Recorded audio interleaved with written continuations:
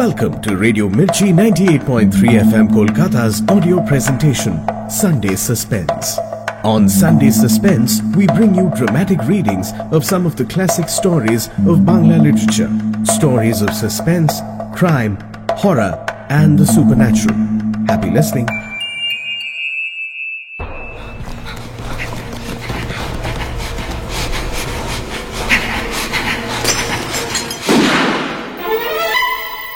Sunday suspense শুধুমাত্র radio Mirchi 98.3 FM এ it's hot. Bangla সাহিত্যের রোমাঞ্চকর কিছু গল্প দিয়ে সাজানো আমাদের এই বিশেষ নিবেদন সানডে সাসপেন্স। সত্যজিৎ রায় আমাদের ছেড়ে চলে গেছেন 23শে এপ্রিল 1992 সালে। তিনি আজও আমাদের অতি প্রিয়, আমাদের শ্রদ্ধেয়। এই সপ্তাহে আরো একবার তাঁকে স্মরণ করব আমরা। শোনাব তাঁর লেখা একটি অনবদ্য শঙ্কু অ্যাডভেঞ্চার, মরু রহস্য। গল্পটি প্রথম প্রকাশিত হয় সন্দেশ পত্রিকায় বৈশাখ জ্যৈষ্ঠ 1379-তে, অর্থাৎ 1972 সালে। প্রধান চরিত্রে প্রফেসর শঙ্কু, প্রফেসর সামারভিল, মিখাইলি, কায়রো হোটেলের রুম বয়, উটওয়ালা, খেজুরওয়ালা এবং প্রফেসর হেক্টর ডিমিট্রিয়াস। গল্প পাঠে দীপ, গল্পের সূত্রধার মীর। শুরু হচ্ছে মরু রহস্য।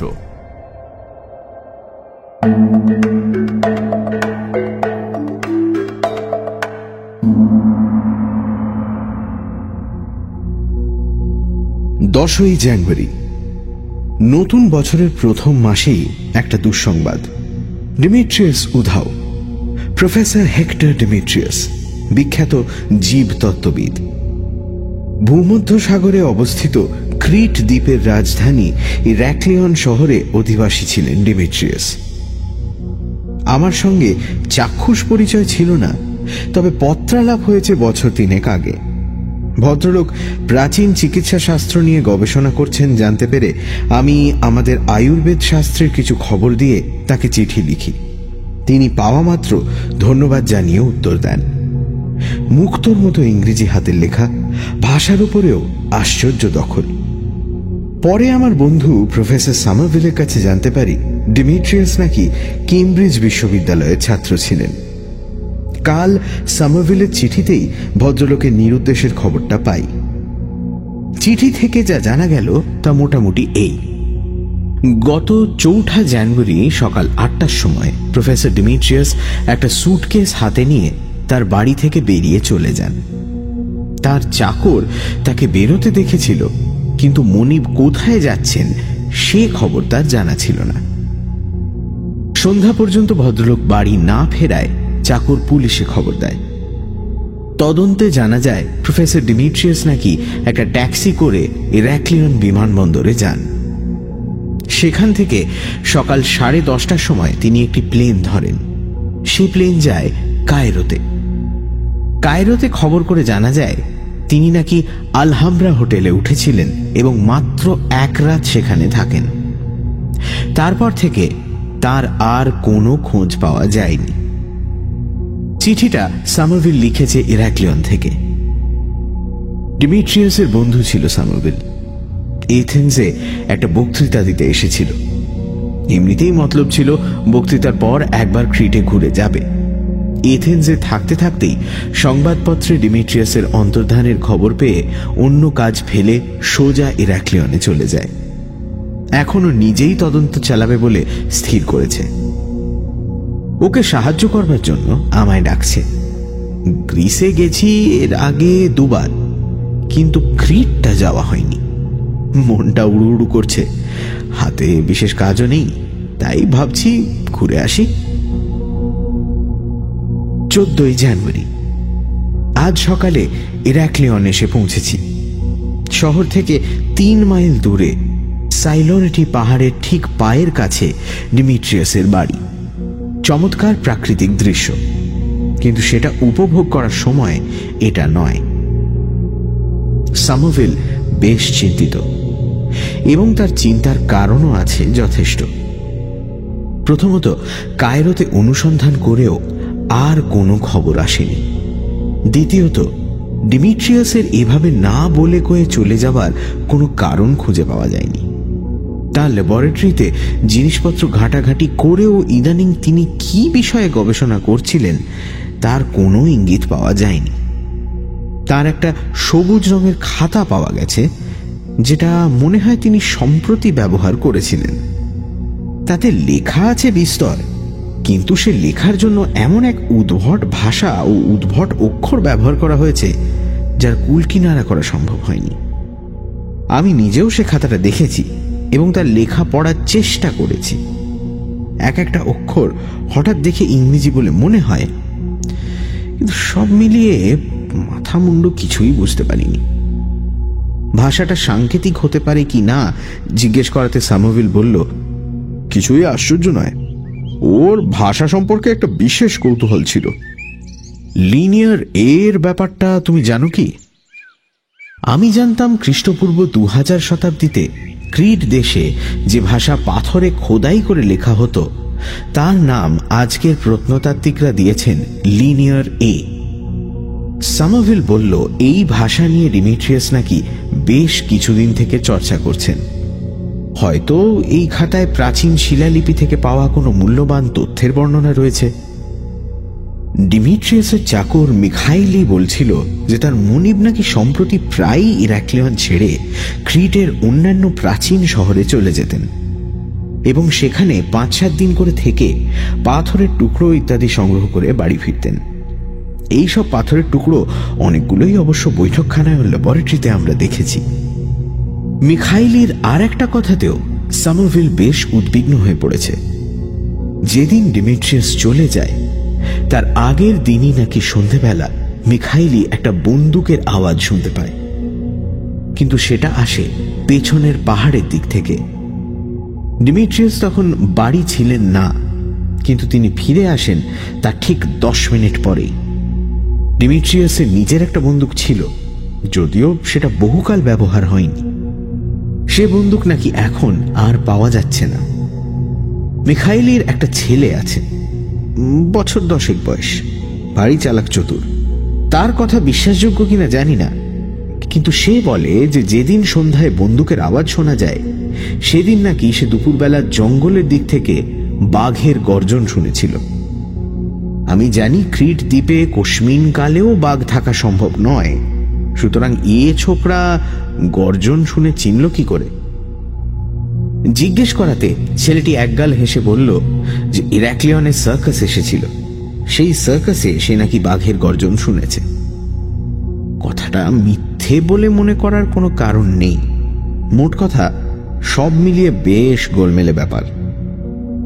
আমরা ঠিক করেছি দুপুরের খাওয়া সেরে একবার পাহাড়ের দিকটা ঘুরে আসব। ঘরের জানলা দিয়ে দেখতে পাচ্ছি ওদিকটায় ঘন ঝাউবন। যদি কিছু ঘটে থাকে তো ওই বনের মধ্যেই ঘটেছে।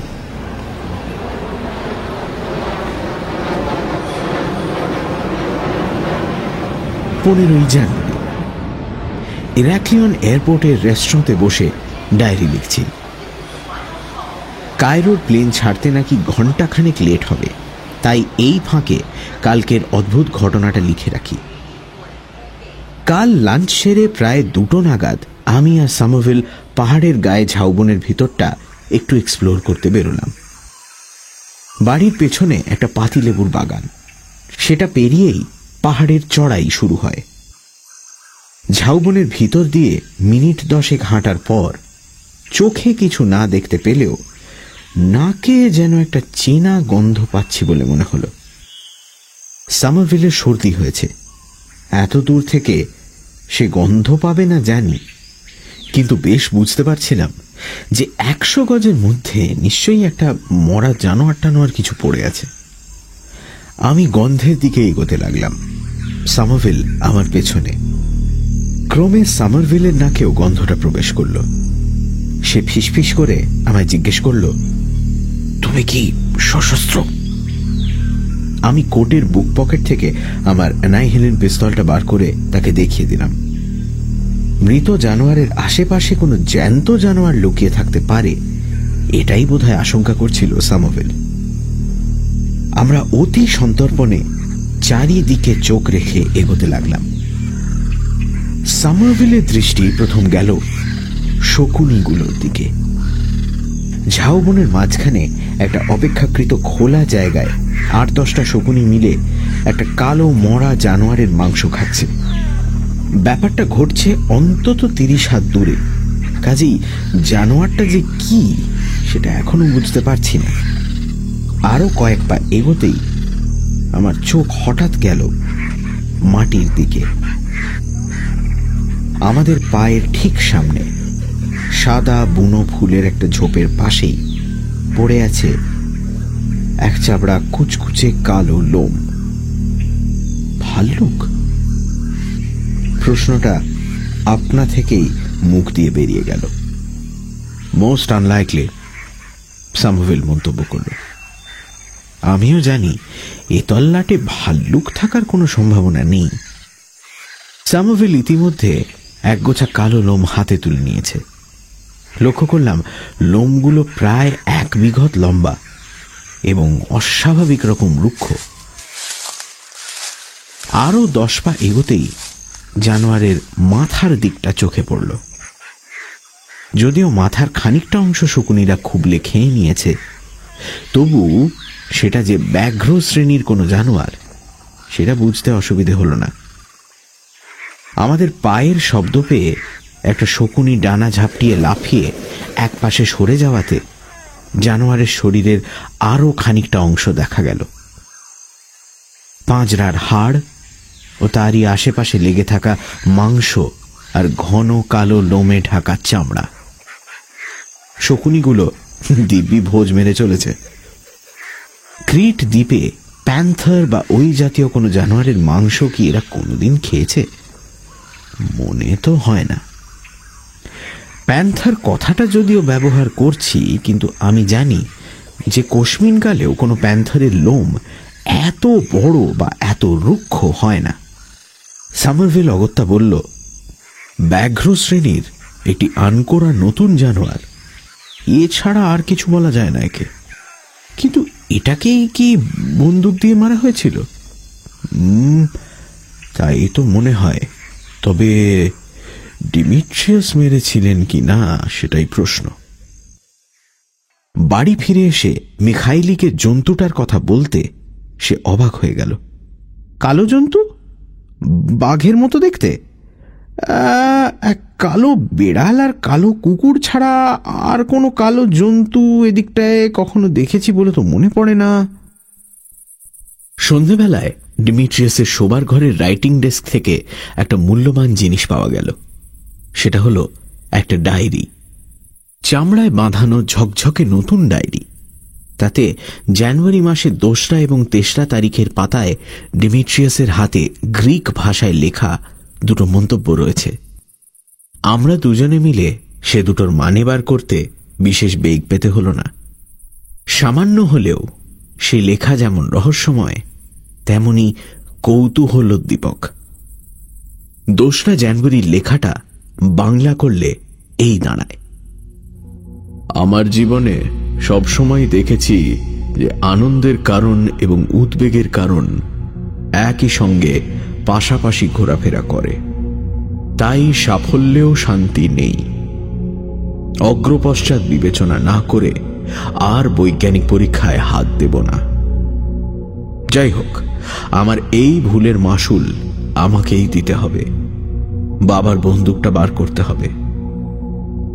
সেই ছেলেবেলায় এয়ার গান ছুঁড়েছি, ভালো টিপ ছিল। এখনো আছে কি? বাবার বন্দুক সম্বন্ধে সামোভিলকে জিজ্ঞেস করতে সে বলল, ডিমিট্রিয়াসের বাবা নাকি বিখ্যাত শিকারী ও পর্যটক ছিলেন এবং আফ্রিকার জঙ্গলে নাকি বিস্তর ঘোরাফেরা করেছেন। এখন বুঝতে পারছি বৈঠকখানার মেঝেতে পাতা সিংহের ছালটা কোত্থেকে এসেছে। 3রা জানুয়ারির পাতায় লেখা, কনসাস শহরের সেই মেলায় আজ থেকে 10 বছর আগে এক বেদে বুড়ি আমার ভবিষ্যৎ বলেছিল। তার মতে আমার 65 বছরের জন্মতিথিতে নাকি একটা মস্ত বড় ভাঁড়া আছে, সেটা নাকি কাটানো মুশকিল হবে। 65 হতে আর মাত্র 16 দিন বাকি, অর্থাৎ 19শে জানুয়ারি। বুড়ির অন্য ভবিষ্যৎবাণীগুলো সবই ফলেছে, তাই এটাও ফলবে বলে মেনে নিতে পারি। হয়তো আমি যে পরীক্ষাটা করতে যাচ্ছি তাতেই আমার মৃত্যু হবে। হয় হোক, যদি মরার আগে পরীক্ষায় সফল হতে পারি তাহলে মরতে কোনো আফসোস নেই। কিন্তু এই জনবহুল ক্ষুদ্রায়তন ক্রিট দ্বীপ আমার পরীক্ষার পক্ষে মোটেই উপযুক্ত জায়গা নয়। আমার চাই বিশাল উন্মুক্ত প্রান্তর, আমার চাই সাহারা। সাহারা কথাটার তলায় দুবার মোটা করে লাইন টানা আছে। কায়রো যাওয়ার কারণটা এ থেকে পরিষ্কার হচ্ছে, কিন্তু পরীক্ষাটা যে কি এবং তার জন্য মরুভূমির কেন প্রয়োজন সে বিষয়ে কোনো ইঙ্গিত পাওয়া যাচ্ছে না। দেখি কায়রোয় গিয়ে যদি কিছুটা আলোর সন্ধান পাওয়া যায়। 15ই জানুয়ারি বিকেল 5টা, কায়রো। আমরা দুজনে আলহামরা হোটেলেই উঠেছি। হোটেলের খাতায় নাম লেখার সময় ডিমিট্রিয়াসের নামটাও চোখে পড়ল। 4 জানুয়ারি সে যে সত্যি এই হোটেলে এসে উঠেছিল তার চাক্ষুষ প্রমাণ পাওয়া গেল। নামটা দেখেই সামাভেল একটা পাকা গোয়েন্দার মতো কাজ করে ফেলল। ডিমিট্রিয়াস যে ঘরে ছিলেন, অর্থাৎ 313 নম্বর ঘর, সেই ঘরটাই আমাদের থাকার জন্য চেয়ে বসল। সৌভাগ্যক্রমে ঘরটা খালিই ছিল, কাজেই পেতে অসুবিধেও হল না। সে ঘরে ডিমিট্রিয়াসের কোনো চিহ্ন পাওয়া যাবে এটা আশা করা বৃথা, কারণ গত 11 দিনে অনেকেই সে ঘরে থেকে গেছে এবং অনেকবারই সে ঘর ঝাড়পোঁছ হয়েছে। কিন্তু তাও দেখলাম যে শেষ পর্যন্ত লাভই হল। এই ঘরের যে রুম বয়, অর্থাৎ যে ছোকরাটি কিছুক্ষণ আগে আমাদের বিছানাপত্র গোছগাছ করে দিয়ে গেল, তার সঙ্গে কথা বলে কিছু তথ্য সংগ্রহ হয়েছে। সামাভেলি প্রথম প্রশ্ন করল ছেলেটিকে, কতদিন কাজ করছো হোটেলে? 4 বছর। এ ঘরে যারা এসে 2-1 দিন থেকে চলে যায় তাদের কথা মনে থাকে তোমার? যারা যাওয়ার সময় ভালো বকশিস দেয় তাদের কথা মনে থাকে বই কি। বুঝলাম, ছোকরা বেশ রসিক। সামাভেল বলল, 3 দশেক আগে একজন গ্রিক ভদ্রলোক এ ঘরে এসে এক রাত ছিলেন, বৈজ্ঞানিক, সঙ্গে একটা কালো সুটকেস। 5 ফুটের বেশি হাইট নয় ভদ্রলোকের, বছর 65 বয়স, মাথায় টাক, যেটুকু চুল আছে কাঁচা, ঘন কালো ভুরু, টিকলো নাক। মনে পড়ছে? ডিমিট্রিয়াসকে যদিও দেখিনি, র্যাকলিয়নে তার বাড়ির বৈঠকখানায় ম্যান্টেল পিসে তার একটা বাঁধানো ফটো দেখে তার চেহারাটার সঙ্গে আমার পরিচয় হয়েছিল। রুমবয় হেসে বলল, 75 পিয়াস্ত্র বকশিস দিয়ে গেলেন, থাকবে না মনে? 75 পিয়াস্ত্র মানে হলো 15 টাকা। রুমবয়ের খুশি হবারই কথা। ভদ্রলোক তো মাত্র 1 রাতই ছিলেন, তাই না? সামাভেল জিজ্ঞেস করল। হ্যাঁ, আর তার মধ্যেও বেশিরভাগ সময় তার দরজার বাইরে ডু নট ডিস্টার্ব নোটিশ টাঙানো থাকতো। এখান থেকে উনি কোথায় যাবেন সেটা কিছু বলেছিলেন কি? আমাকে উটের কথা জিজ্ঞেস করেছিলেন। বললেন উটের পিঠে চড়ে মরুভূমিতে যাবেন, উট কোথায় ভাড়া পাওয়া যায়। আমি বললাম এল গিজা থেকে ক্যারাভানের রাস্তা আছে, 1000 মাইল চলে গেছে মরুভূমির মধ্যে দিয়ে। এল গিজায় গেলে উট ভাড়া পাওয়া যাবে। রুমবয়ের কাছ থেকে এর বেশি কিছু জানা যায়নি। তবে গিজার খবরটা জরুরি। নাইল নদীর পূর্ব দিকে কায়রো শহর, আর ব্রিজ পেরিয়ে পশ্চিমে হল গিজা, বিখ্যাত পিরামিড ও স্পিংসের জায়গা। গিজা আমার আগেই দেখা ছিল, কিন্তু ক্যারাভানের রাস্তা ধরে উটের পিঠে চড়ে মরু অভিযানের অভিজ্ঞতা আমার নেই। আজকের দিনটা কায়রো শহরে ডিমিট্রিয়াস সম্বন্ধে আরেকটু খোঁজ খবর করে কাল সকালে গিজায় যাব স্থির করলাম। 16ই জানুয়ারি দুপুর 12:30। প্রায় 500 উটের একটা ক্যারাভ্যানের সঙ্গে আমরা চলেছি মরুপথ দিয়ে বাহারিয়া ওয়েসিসের রাস্তায়। যাত্রীদের সকলেই ব্যবসাদার। শহরে তৈরি পশমের জামাকাপড় ও অন্যান্য জিনিস নিয়ে এরা বাণিজ্য করতে চলেছে গভীর মরুদেশের গ্রামাঞ্চলে। এইসব জিনিসের বদলে ওরা নাকি নিয়ে আসবে প্রধানত খেজুর। এই বাণিজ্য চলে আসছে একেবারে আদিকাল থেকে। 10 মিনিট হলো আমরা একটা মরুদ্যান বা ওয়েসিসের ধারে থেমেছি বিশ্রামের জন্য। এই অঞ্চলটা একটা উপত্যকা। দিগন্ত বিস্তৃত বালির ফাঁকে ফাঁকে চুনা পাথরের টিলা মাথা উঁচিয়ে রয়েছে। আমাদের কাছেই একটা জলাশয়, আর সেটাকে ঘিরে কয়েকটা খেজুর গাছ আর বেদুইনদের তাঁবু। এছাড়া রয়েছে মিশরের প্রাচীন সভ্যতার কিছু নমুনা। জলাশয়ের উপরে যেটা দেখা যাচ্ছে সেটা বোধ হয় একটা মন্দিরের ভগ্নস্তূপ। আমার পাশেই রয়েছে একটা মাথা ভাঙা থাম। সেটার ছায়ায় বসে আমি ডায়েরি লিখছি। আমরা হোটেল থেকে ব্রেকফাস্ট খেয়ে বেরিয়েছি সকাল 7:30টায়। গিজা পৌঁছতে লাগলো আধ ঘন্টা। যেখানে উট ভাড়া করলাম তার কাছেই রাস্তার ধারে এক সারি দোকান। তার মধ্যে এক বৃদ্ধ খেজুর বিক্রেতার কাছে ডিমিট্রিয়াসের খবর পাওয়া গেল। আমি আরবি ভাষা জানি, তাই একে ওকে ডিমিট্রিয়াসের বর্ণনা দিয়ে তাকে দেখেছে কিনা জিজ্ঞেস করছিলাম। তাদের মধ্যে একজন ওই বুড়ো ফলওয়ালাকে দেখিয়ে দিয়ে বলল, ওকে জিজ্ঞেস করুন, ও জানতে পারে। খেজুরওয়ালাকে প্রশ্ন করতেই সে হাত নেড়ে চোখ রাঙিয়ে অকথ্য ভাষায় ডিমিট্রিয়াসকে উদ্দেশ্য করে গাল পাড়তে লাগলো। কি ব্যাপার জিজ্ঞেস করাতে শেষটায় বলল, ডিমিট্রিয়াস তার কাছ থেকে খেজুর কিনে যে পয়সা দিয়েছিল তার মধ্যে নাকি 2টো গ্রিক লেপ্টা ছিল। বুড়ো চোখে ভালো দেখে না, তাই বুঝতে পারেনি। পরে জানতে পেরে খোঁজ করে দেখে সাহেব উধাও। শেষ পর্যন্ত তার বাক্যস্রোত বন্ধ করার জন্য সামোভেল তাকে স্থানীয় পয়সা দিয়ে তার ক্ষতিপূরণ করল। বুঝতে পারছি গিজায় এসে ভুল করিনি। ডিমিট্রিয়াস এখান থেকেই উট নিয়ে মরুভূমির উদ্দেশ্যে যাত্রা করেছে। কিন্তু সে কি যাত্রী দলের সঙ্গেই গেছে, না মাঝপথে মোড় ঘুরে নিজের খেয়াল মতো রাস্তা নিয়েছে? আমি সঙ্গে করে আমার খিদে মেটানো বড়ি বটিকা ইন্ডিকা নিয়েছি 15 দিনের মতো।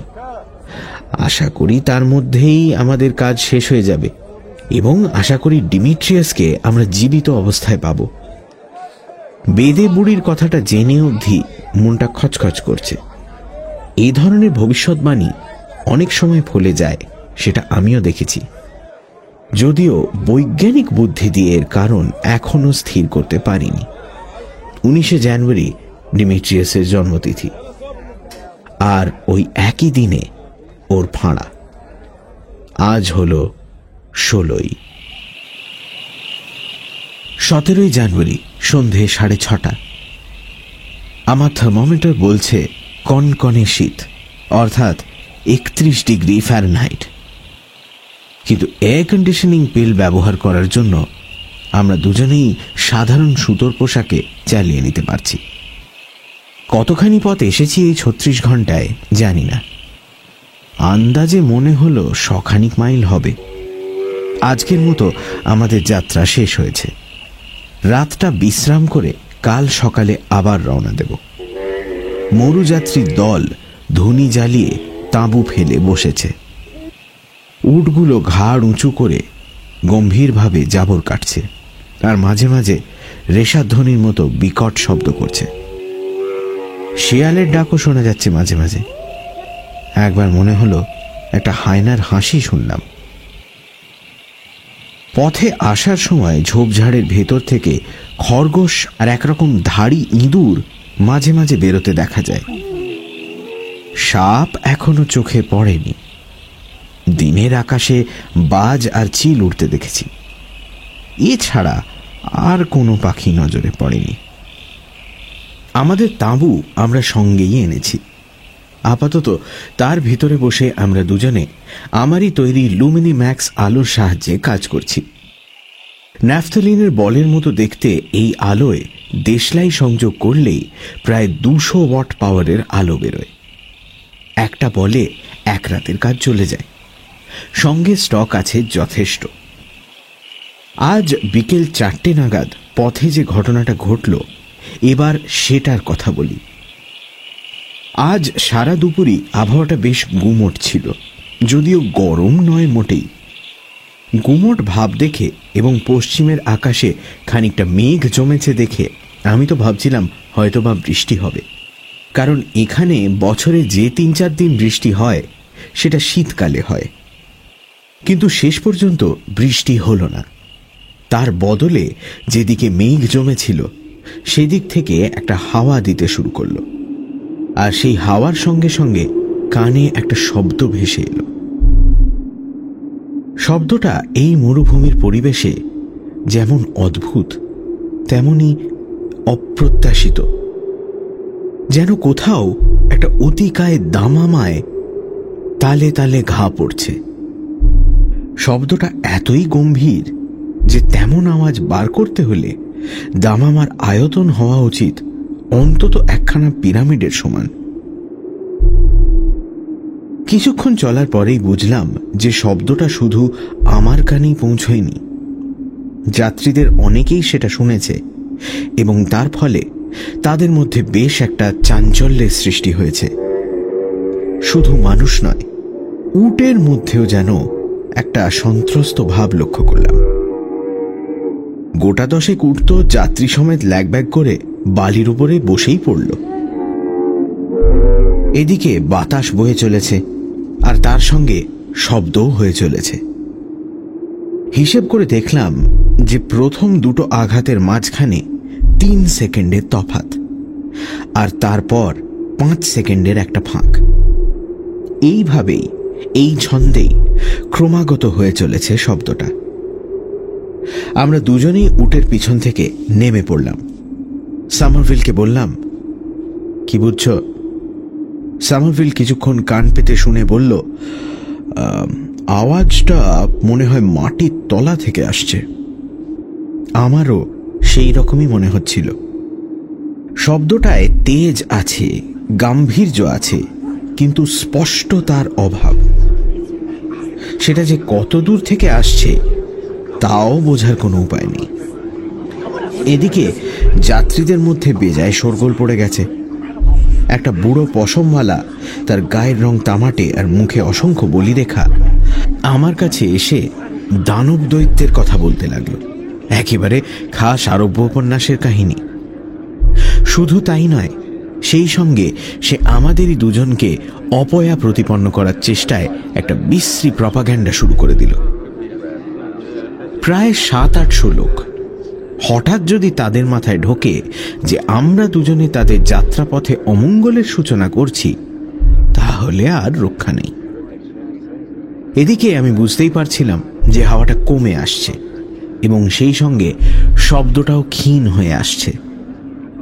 তৎক্ষণাৎ স্থির করলাম যে এই সুবর্ণ সুযোগটা হাত ছাড়া করা চলবে না। শব্দের দিকে মুখ করে দাঁড়িয়ে, হাত দুটো সামনে বাড়িয়ে নানা অঙ্গভঙ্গি করে তারস্বরে একটার পর একটা সংস্কৃতে উদ্ভট শ্লোক আওড়াতে শুরু করলাম। 5 নম্বর শ্লোকের মাঝামাঝি এসে হাওয়া বন্ধ হয়ে গেল, আর সেই সঙ্গে শব্দটাও। বলা বাহুল্য, এরপর যাত্রীদের মধ্যে কেউ আর আমাদের পেছনে লাগতে আসেনি। কিন্তু এটা স্বীকার না করে উপায় নেই যে শব্দটা আমাদের দুজনকেও ভারী অবাক করে দিয়েছে। অবশ্যই এটার সঙ্গে ডিমিট্রিয়াসের কোনো সম্পর্ক থাকতে পারে এমন ভাববার কোনো কারণ নেই। সামারভিলের ধারণা ওটা বেদুইন বা ওই জাতীয় কোনো স্থানীয় আদিবাসী ঢাক বা ড্রামের শব্দ। মরুভূমির খামখেয়ালি আবহাওয়ায় ম্যাগনিফাইড হয়ে একটা অস্বাভাবিক গুরুগম্ভীর চেহারা নিয়েছে। হবেও বা, ওটা নিয়ে আর ভেবে লাভ নেই, কারণ ও শব্দ আর শোনা যাবে বলে মনে হয় না। 18ই জানুয়ারি সকাল 10:30। আমাদের দুজনকে বাধ্য হয়ে দলচ্যুত হতে হয়েছে। অর্থাৎ ক্যারাভ্যান চলে গেছে দক্ষিণ পশ্চিমে বাঙ্গারিয়া ওয়েসিসের বাঁধা রাস্তায়, আর আমরা চলে এসেছি পথ ছেড়ে উত্তর দিকে। কেন এমন হলো সেটা বলি। আজ ভোর 6টা থেকে 8:30 পর্যন্ত এক টানা চলার পর হঠাৎ লক্ষ্য করলাম রাস্তার ডান দিকে প্রায় 200 গজ দূরে একটা বালির ঢিপির উপর একপাল শকুনি। দেখেই কেন যেন বুকের ভেতরটা ছ্যাঁত করে উঠল।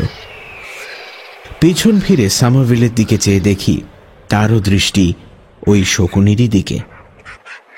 ক্যারাভ্যান চলেছে সেটার পাশ কাটিয়ে, অথচ একটা অদম্য কৌতূহল হচ্ছে এগিয়ে গিয়ে দেখি শকুনিগুলো কিসের মাংস খেতে এত ব্যস্ত। আমার সঙ্গে যে উটওয়ালাটা ছিল তাকে মতলবটা জানালাম। বললাম, দল ছেড়ে শকুনিগুলোর দিকে যাব, তারপর আবার ফিরে এসে দলে যোগ দেব, তাতে তোমার আপত্তি আছে কি? লোকটা এক কথায় রাজি হয়ে গেল।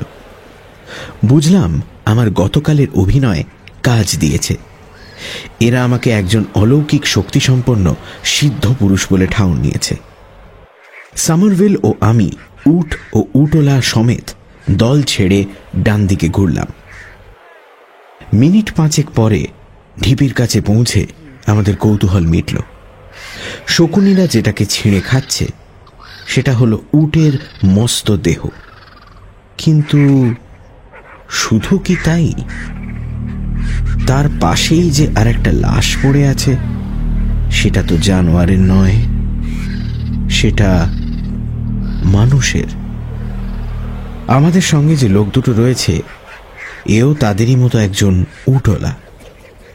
বোঝাই যাচ্ছে যে উট সমেত এই উটওলা আরেকটি ক্যারাভ্যান থেকে ছিটকে বেরিয়ে এসে এখানে মৃত্যু মুখে পতিত হয়েছে।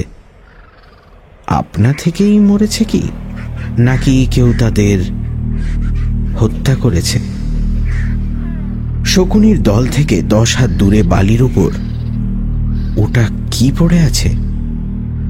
উট থেকে নেমে হেঁটে একটু এগিয়ে যেতেই প্রশ্নের উত্তর পেলাম।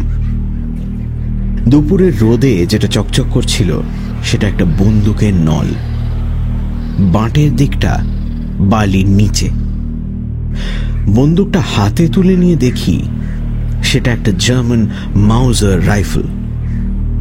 এই রাইফেলের গুলিতেই যে দুটি প্রাণীর জীবনাবসান হয়েছে তাতে কোনো সন্দেহ নেই, এবং মন বলছে যে আততায়ী হলেন স্বয়ং প্রফেসর হেক্টর ডিমিট্রিয়াস, যিনি এই একই মাউজার বন্দুক দিয়ে ক্রিট দ্বীপের সাইলরিটি পাহাড়ের গায়ে ঝাউবনের ভিতর সেই নাম না জানা ব্যাঘ্র জাতীয় লোমশ প্রাণীটিকে হত্যা করেছিলেন।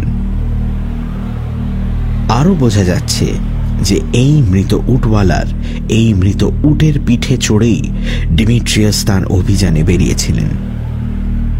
এই পর্যন্ত এসে তার বাহকের প্রয়োজন ফুরিয়ে যায়, তাই তাকে মেরে ফেলেন। এরপর ডিমিট্রিয়াস যেখানেই গিয়ে থাকুন তাকে পায়ে হেঁটেই যেতে হয়েছে। আমাদের উটওয়ালা দুটির দিকে চেয়ে মায়া হল। তাদের মুখ ফ্যাকাশে হয়ে গেছে। তার কারণ যে শুধু এই হত্যার দৃশ্য তা নয়, কিছুক্ষণ থেকেই মাঝে মাঝে এক একটা দমকা পশ্চিমা বাতাসের সঙ্গে আবার শুনতে পাচ্ছি সেই দামামার শব্দ।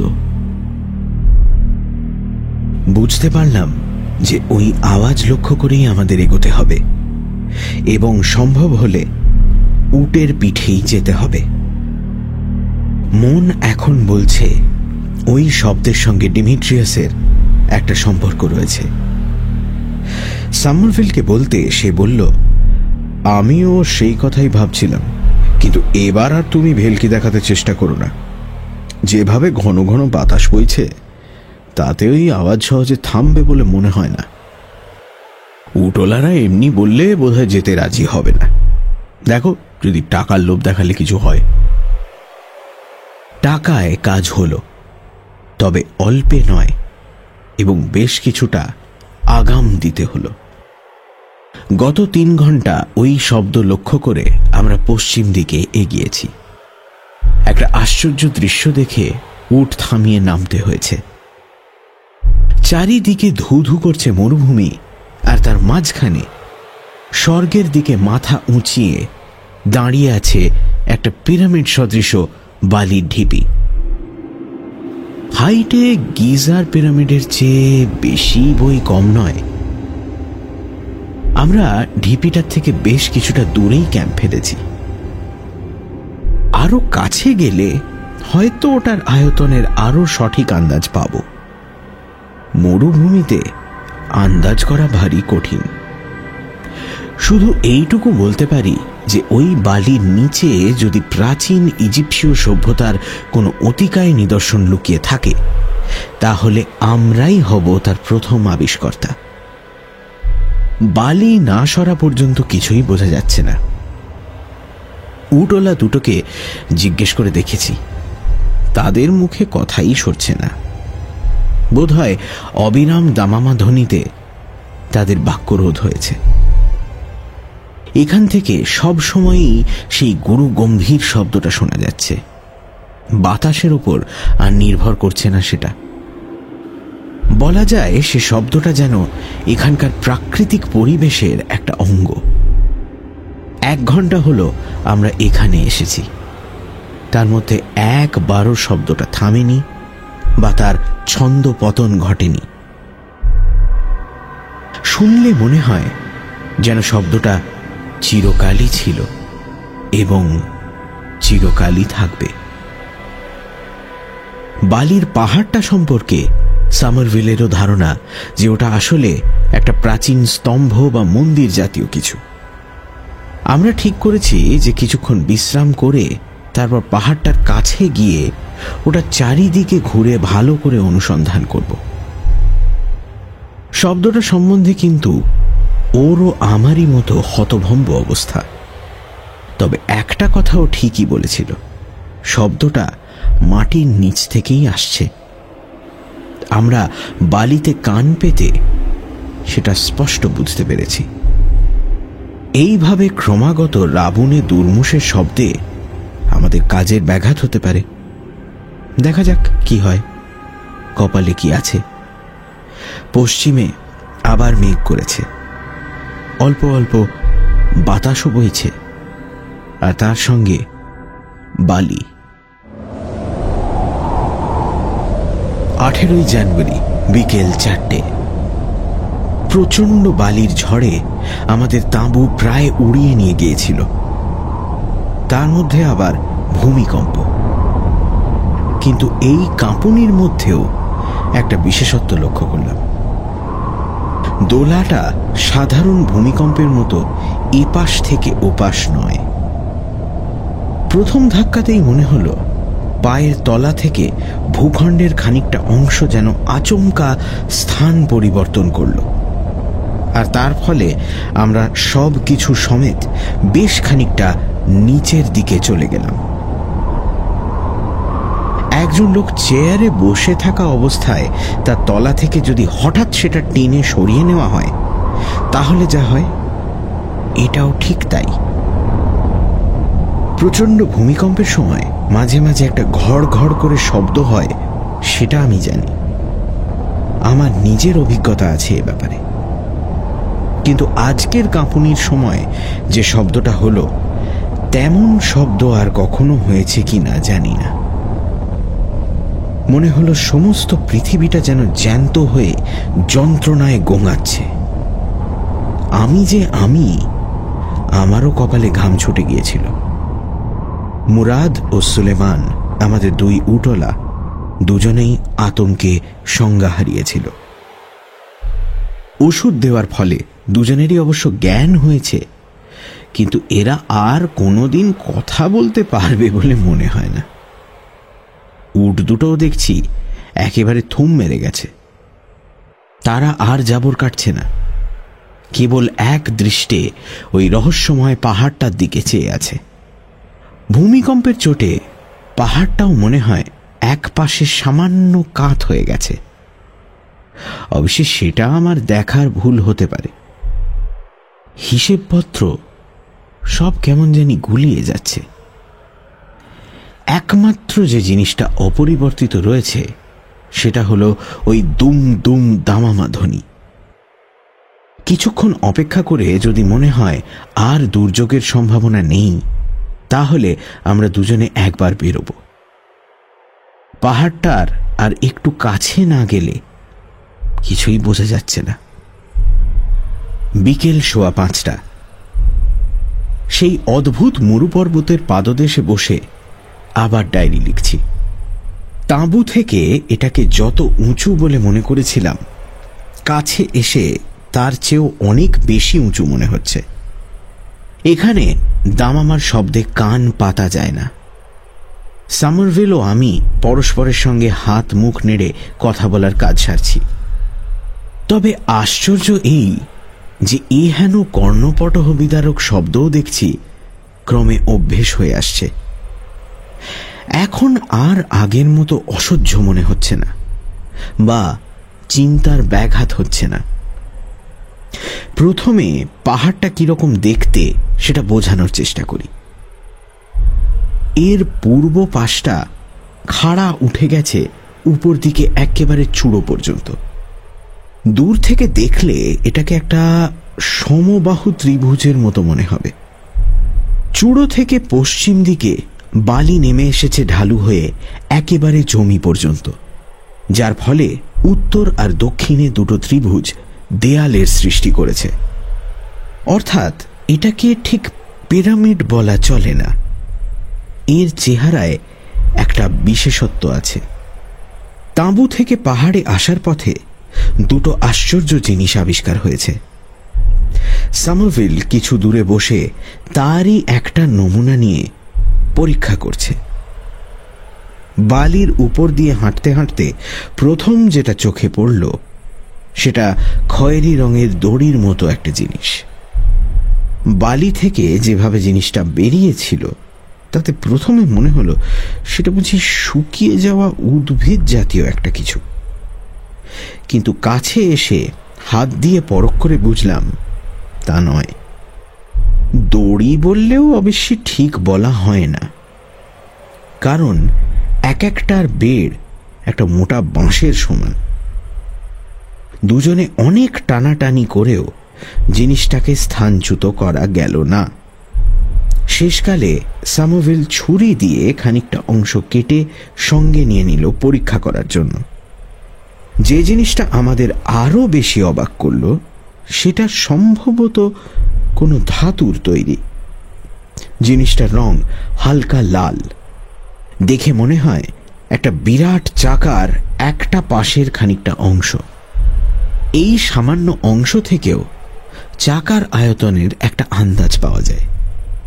হিসেব বলছে তার পরিধি অন্তত 200 ফুট, অর্থাৎ তার মধ্যে দিব্যি একটা আস্ত টেনিস কোর্ট ঢুকে যায়। এটাকেও অবশ্যই হাত দিয়ে টানাটানি করে কোনো ফল হলো না। এই মরুভূমির পরিবেশে এই অতিকায় ধাতব চক্র এতই অস্বাভাবিক এবং প্রাচীন মিশরের সঙ্গে এর সম্পর্ক এতই ক্ষীণ যে এটা আমাদের নতুন করে ভাবিয়ে তুলেছে। তাহলে কি ডিমিট্রিয়াস সাহারার গর্ভে একটা গবেষণাগার বা কারখানা জাতীয় কিছু স্থাপন করেছে, যার সঙ্গে এই দড়ি ও এই চাকা যুক্ত, এবং যার যন্ত্রপাতি কলকবজার শব্দ বাইরে থেকে দামামার শব্দের মতো শোনাচ্ছে? কিন্তু তাই যদি হয়, তাহলে এই ভূগর্ভস্থিত কারখানায় ঢোকার দরজা কোথায়? ডিমিট্রিয়াসই বা সেখানে গেল কি করে? আর এমন কি ভয়ঙ্কর গোপন গবেষণায় সে লিপ্ত থাকতে পারে যার জন্য সাহারার মতো জনমানব শূন্য প্রান্তরের প্রয়োজন হয়? পাহাড়ের পূর্ব পাশে, অর্থাৎ যে পাশটা খাড়াই উঠে গেছে, সে পাশ থেকে মাঝে মাঝে বালি খসে আকাশে ছড়িয়ে পড়ছে। দেখে সন্দেহ হয় যে ভেতরটা ফাঁপা এবং তার মধ্যে দিয়ে বায়ু চলাচলের একটা রাস্তা রয়েছে। একবার ওই দিকটায় গিয়ে হাত দিয়ে বালি খুঁড়ে দেখলে কেমন হয়? সামারভিল তার জায়গা থেকে উঠেছে, ও পূব দিকটাতেই যাচ্ছে। ওর সঙ্গে যাওয়া দরকার। একজনের যদি কিছু হয় তাহলে অন্যজনকে ভারী অসহায় হয়ে পড়তে হবে। রাত 11:20 গত 5 ঘন্টার মধ্যে অনেক আশ্চর্য ব্যাপার ঘটেছে। প্রথমেই বলি, আমি আর সামোভিল পাহাড়ের পূব দিকটায় গিয়ে প্রায় আধ ঘন্টা ধরে হাত দিয়ে বালি সরিয়ে একটা গহ্বর বা সুড়ঙ্গের সন্ধান পেয়েছি। তার ভিতরে দুর্ভেদ্য অন্ধকার। তীব্র টর্চের আলো ফেলে দূরবীন দিয়ে দেখেও কুল কিনারা করা যায়নি। গহ্বরের মধ্যে থেকে ক্ষণে ক্ষণে প্রচণ্ড দমকা বাতাস বেরিয়ে এসে আমাদের কাজে রীতিমতো ব্যাঘাতের সৃষ্টি করছিল। তবু আমরা হাল ছাড়িনি। শেষটায় সন্ধ্যা হয়ে যাওয়াতে বাধ্য হয়ে তাঁবুতে ফিরে আসতে হয়েছে। কাল যদি দেখি বালি কিছুটা কমেছে, তাহলে গহ্বরে ঢোকার চেষ্টা করব। আমার দৃঢ় বিশ্বাস রহস্যের উত্তর এই গহ্বরের ভেতরেই রয়েছে। ক্যাম্পে ফিরে এসে কফির ব্যবস্থা করলাম। আমার বড়িতে খিদে তেষ্টা দুই মেটে, কিন্তু সারাদিন কাজের পর কফি খাওয়ার আনন্দটা মেটে না। সামারভিল সঙ্গে কিছুটা ব্রাজিলিয়ান কফি এনেছে, সেটাই খাওয়া হচ্ছে। কফি সেবনের পর যে বিচিত্র ঘটনাটা ঘটল সেটার কথা বলি। সামারভিল ডিমিট্রিয়াসের সবুজ খাতা খুলে বসেছিল। তার অদ্ভুত অক্ষরে অদ্ভুত লেখার কোনো সূত্র এখনো পর্যন্ত পাওয়া যায়নি। আজও আধ ঘন্টা ধরে খাতার পাতা উল্টে কোনো সুবিধে করতে না পেরে চোখ থেকে চশমা খুলে খোলা খাতার উপর রেখে সামারভিল মাথায় হাত দিয়ে বসেছিল। আমি চিন্তিতভাবে পাশে বসে সেদিনের সেই অদ্ভুত প্যান্থার জাতীয় জানোয়ারের থেকে শুরু করে আজ পর্যন্ত একটার পর একটা যত বিদঘুটে অভিজ্ঞতা হয়েছে তার কথা ভাবছিলাম। এমন সময় আমার চোখ পড়ল ডিমিট্রিয়াসের খোলা খাতার ওপর। সামারভিলের চশমাটা তার উপর কাত করে রাখা রয়েছে। লক্ষ্য করলাম চশমার কাঁচে ডিমিট্রিয়াসের হাতের লেখা আয়নার মতো প্রতিফলিত হয়েছে। কয়েক মুহূর্ত চেয়ে থেকেই বুঝলাম সে লেখা আমি চিনতে পারছি। সে ভাষা আমার চেনা ভাষা, আর সে ভাষা গ্রিকও নয়, অন্য কিছুই নয়, একেবারে সহজ সরল ইংরেজি। এক মুহূর্তে সমস্ত ব্যাপারটা জলের মতো পরিষ্কার হয়ে গেল। ব্যাপারটা আর কিছুই না, অন্য লোকে যাতে সহজে পড়তে না পারে তাই ডিমিট্রিয়াস ইংরেজি লিখেছে উল্টো করে, অর্থাৎ ডান দিক থেকে বাঁ দিকে। একে বলে মিরর রাইটিং। এর ফলে চেনা ভাষা হয়ে যায় দুর্বোধ্য সাংকেতিক ভাষা, অথচ আয়নার সামনে ধরলে সে ভাষা পড়তে আর কোনো অসুবিধেই হয় না। মনে পড়ল ইটালির বিখ্যাত শিল্পী লিওনার্দো দা ভিঞ্চি তার নোটবুকে এই মিরর রাইটিং ব্যবহার করতেন। গত 1 ঘন্টা ধরে সামারভিলের দাড়ি কামানোর আয়না সামনে রেখে আমরা ডিমিট্রিয়াসের লেখার বেশিরভাগটাই পড়ে ফেলেছি। লেখা থেকে যা জানা গেল তা মোটামুটি এই: ক্রিট দ্বীপের কনসস শহরের 5000 বছরের একটা পুরনো মন্দিরের ভগ্নস্তূপ থেকে ডিমিট্রিয়াস একটা পাথরে খোদাই করার লেখা পায়।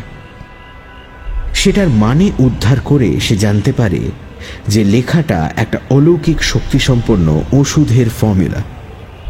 সে ওষুধ খেলে নাকি মানুষের শরীরে দেবতার শক্তি সঞ্চারিত হয়। ডিমিট্রিয়াস সেই ওষুধ তৈরি করার সংকল্প করেছিল এবং লেখা পড়ে মনে হয় সফলও হয়েছিল। শুধু তাই নয়, 1 জানুয়ারি সে নাকি ফিলিক্স নামে একজন কাউকে সে ওষুধ খাইয়ে পরীক্ষাও করেছিল।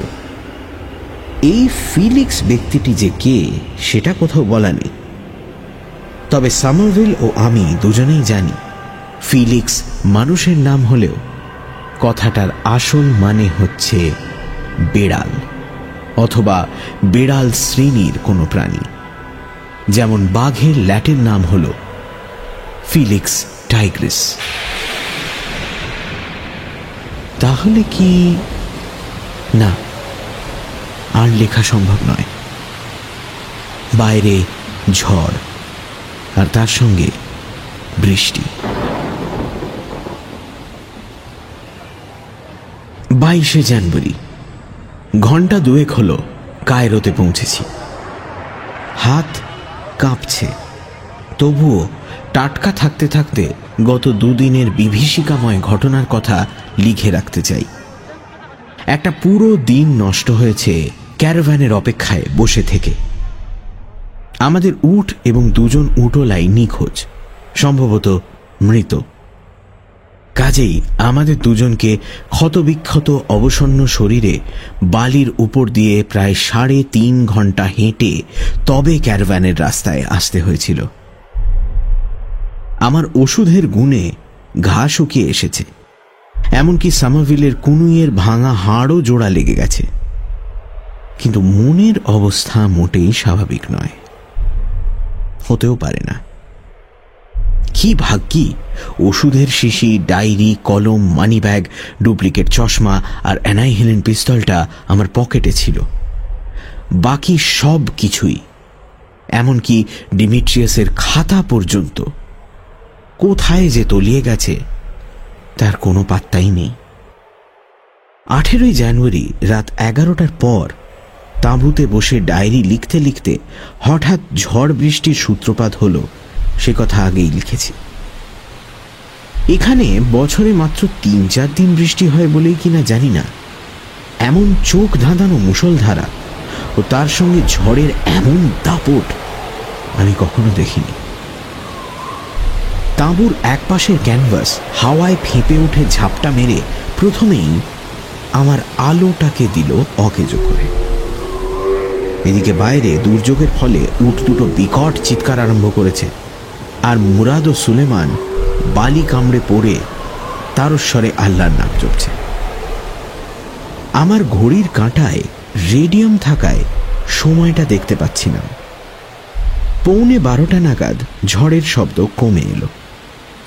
আমাদের তাঁবু আর দাঁড়িয়ে নেই, সেটা এখন আমাদের 2 জনের গায়ে আষ্টে পৃষ্ঠে জড়ানো, এবং আমরা প্রাণপণে সেটাকে আঁকড়ে ধরে আছি, যাতে বৃষ্টি থামলে যেন আবার সেটাকে ছাউনি হিসেবে ব্যবহার করতে পারি।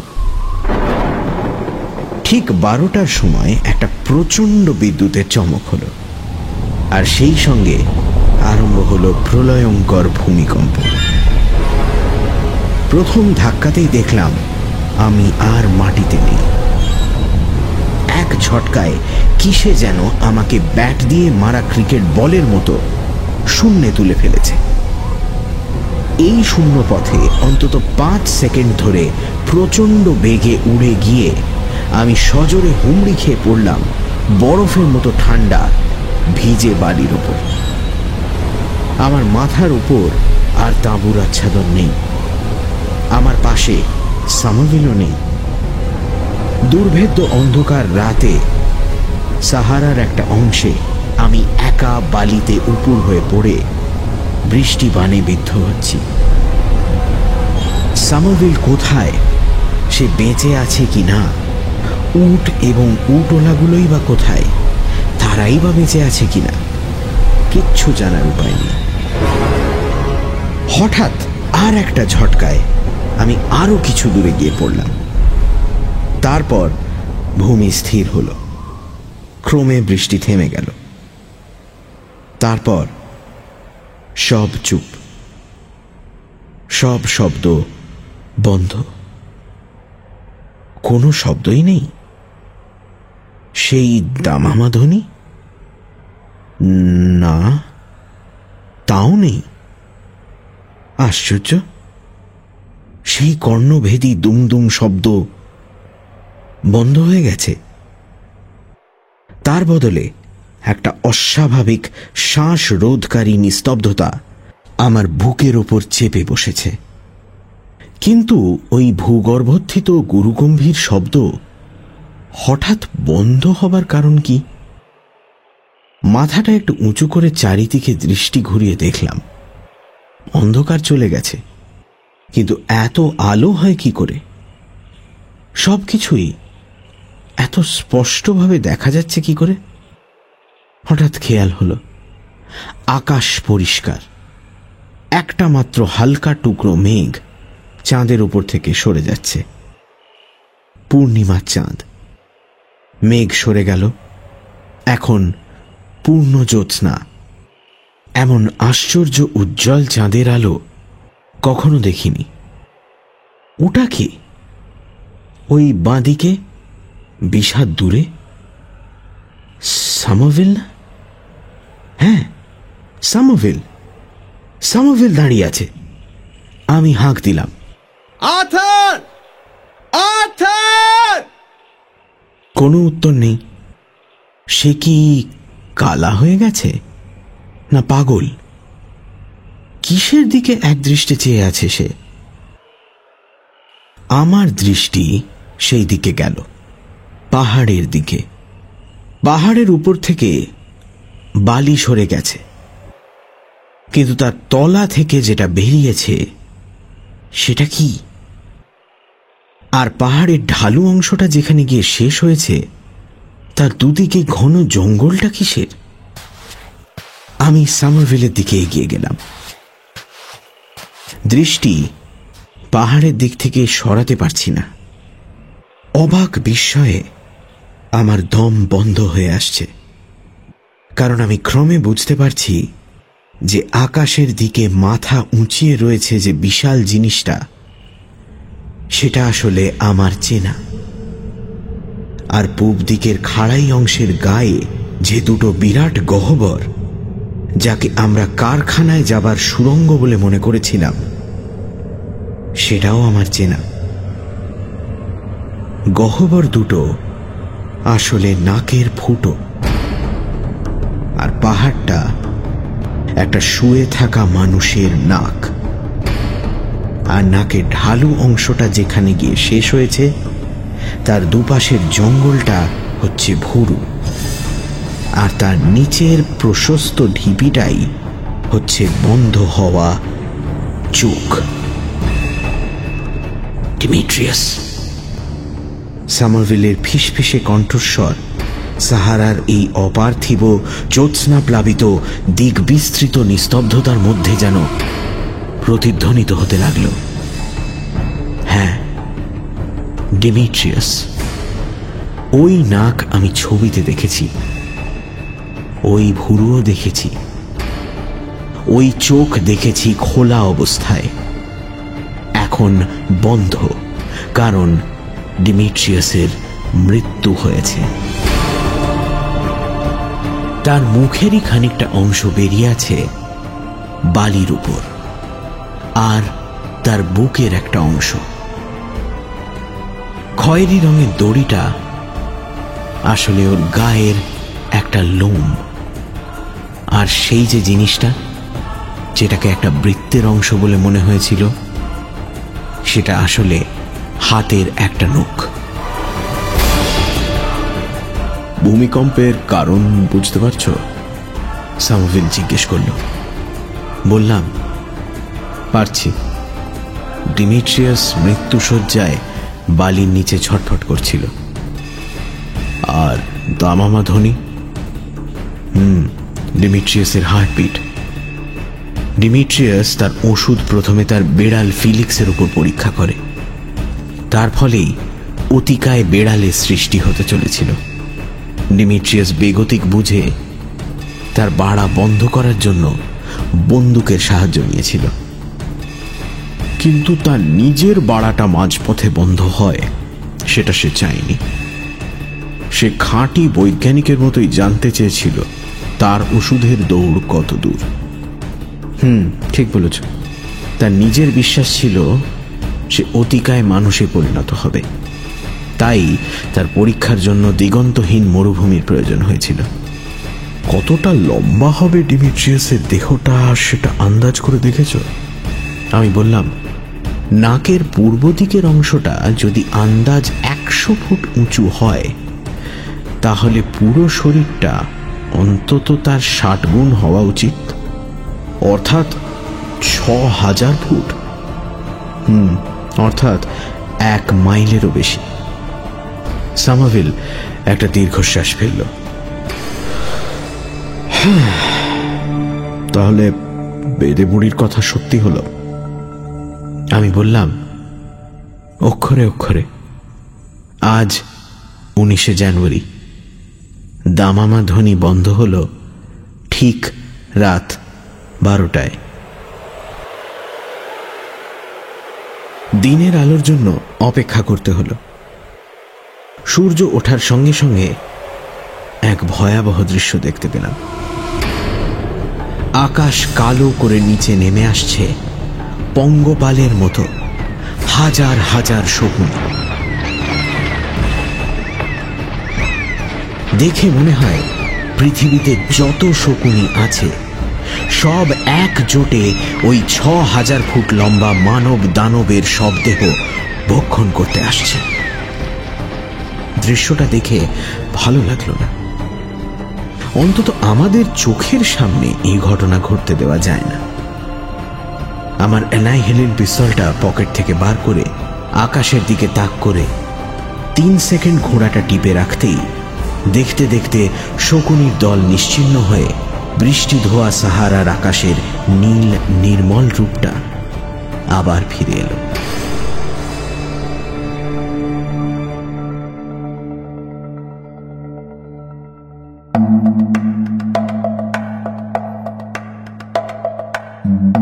শুনছিলেন মরু রহস্য, রচনা সত্যজিৎ রায়, গল্প পাঠে দীপ, গল্পের সূত্রধার মীর, শব্দগ্রহণ, আবহ সঙ্গীত এবং স্পেশাল এফেক্টসে রিচার্ড, পরিকল্পনা ও পরিচালনায় ইন্দ্রাণী।